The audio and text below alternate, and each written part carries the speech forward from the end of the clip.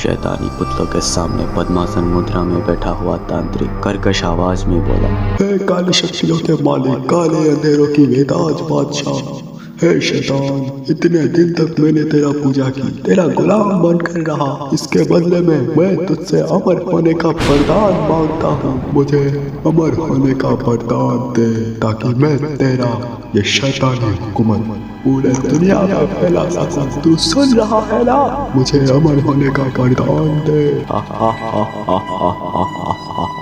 इसके बाद शैतानी पुतले से आवाज आते हैं, तू अभी अमर नहीं बन सकता। तुझे अमरत्व प्राप्त करने के लिए 1.25 लाख मर्तबा मेरे बीज मंत्र का उच्चारण करना होगा और प्रत्येक 1.25 लाख जप पूर्ण होने के बाद एक बच्चे की बलि देनी होगी और इसी तरह से तुझे 7 बच्चों की सर काट कर मुझे बलि चढ़ानी होगी।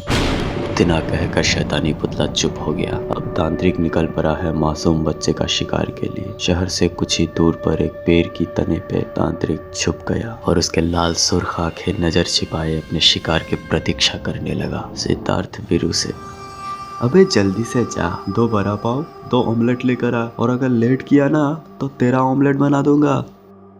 जल्दी जा। वीरू हाँ में सिर हिलाते हुए चल दिया दुकान की ओर। इधर तांत्रिक वीरू को भूखी नजरों से अपनी ओर आते हुए देखकर खुश हो गया और इससे पहले कि वीरू आगे बढ़े कि तांत्रिक एक ही झटके में वीरू के सामने आकर प्रकट हुआ। वीरू एक तक तांत्रिक की ओर देखकर सहम जाता है। अगले पल ही वो कुछ बोलने की हिम्मत करता कि उससे पहले तांत्रिक वीरू की आंखों में देखकर कुछ मंत्रों का उच्चारण करने लगे और उसके सिर पर अपना हाथ रखा और अगले पल ही वीरू बेहोश होकर तांत्रिक के पैर में गिर पड़ा। वीरू को बेहोश की हालत में देख तांत्रिक उसे एक बोरे में डाल अपनी पीठ पर लादे हुए अपनी शैतानी गुफा की ओर जल्द से जल्द कदम बढ़ाने लगे। तांत्रिक गुफा में प्रवेश कर बोरे में कसे वीरू को गुफा के एक कोने में रखते हैं।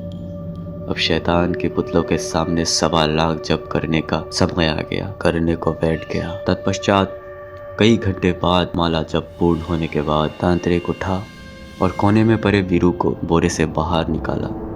शैतान के पुतले के समक्ष वीरू को घुटने पर बल बिठाकर हाथ में तलवार लिए तीव्र आवाज में बोले, हे शैतानों के शैतान, मेरे मालिक, ये ले मेरे पहली बलि स्वीकार कर, स्वीकार कर, स्वीकार कर और मुझे अमर होने की शक्ति दे।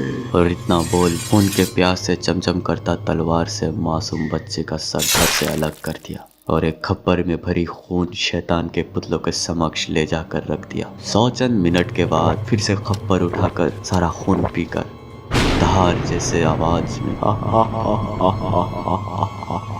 वो पुनः अपने शिकार पे निकल पड़ा, अपने साथ उस बच्चे की धर लेकर। क्या करेगा उस धर का? कैसे करेगा तांत्रिक अपना इच्छा पूर्ण? कैसे वो अमरत्व को प्राप्त करेगा? जानने के लिए हमारे साथ जुड़े रहिए। चैनल को सब्सक्राइब करना ना भूले और अच्छे लगे तो लाइक शेयर जरूर करना। Thanks for watching.